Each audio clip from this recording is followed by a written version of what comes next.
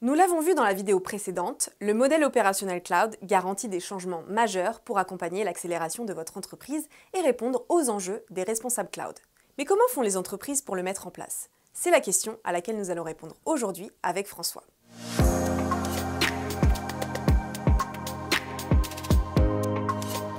Tout d'abord, c'est la mise en place d'une stratégie cloud qui définira le modèle opérationnel cloud. Elle va permettre d'informer la direction et l'ensemble des collaborateurs des objectifs visés. La mise en place d'une stratégie cloud permet aussi de préciser la vision et les principes d'adoption du cloud que l'on va mettre en place. Pour bien comprendre, prenons un exemple. Si l'objectif commercial de mon entreprise consiste à innover pour gagner des parts de marché, ça aura un impact sur mon activité et les technologies utilisées. Je vais donc devoir ajuster ma stratégie pour réduire les délais de développement de mes applications. C'est ça. Et pour réduire ces délais, il faut de la souplesse dans les méthodes de travail. C'est pour ça que la culture, l'humain et les processus doivent s'adapter. C'est cette synergie que l'on recommande pour créer une culture agile de la découverte qui promeut l'innovation. D'ailleurs, en parlant de l'humain, j'imagine qu'une fois la stratégie en place, il faut réfléchir au rôle et aux compétences de l'équipe IT pour sa mise en œuvre.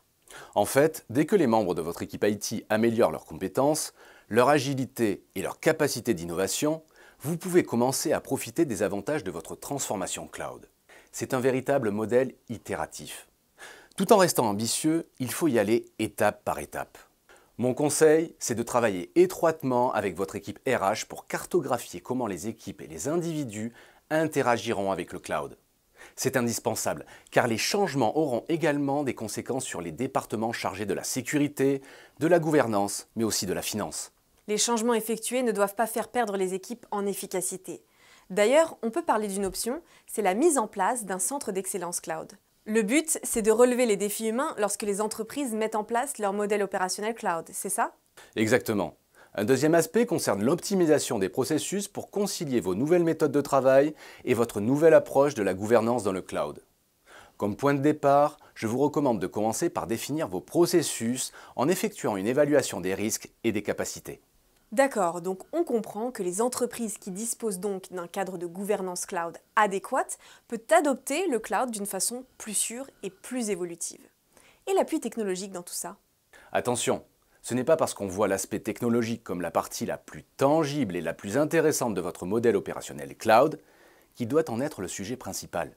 Il faut garder à l'esprit les objectifs commerciaux de l'entreprise. Les technologies serviront surtout de socle à la montée en compétences de vos équipes et à l'implémentation des nouveaux processus. Et vous verrez que la culture d'innovation qui en résultera sera bénéfique pour votre entreprise. Parlons maintenant du troisième aspect, c'est le choix du fournisseur de cloud computing.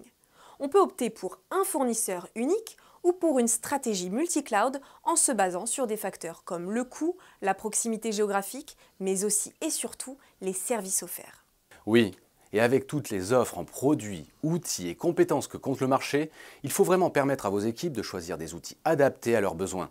Enfin, prenez un temps de réflexion sur l'opportunité de choisir un ou plusieurs fournisseurs. C'est essentiel.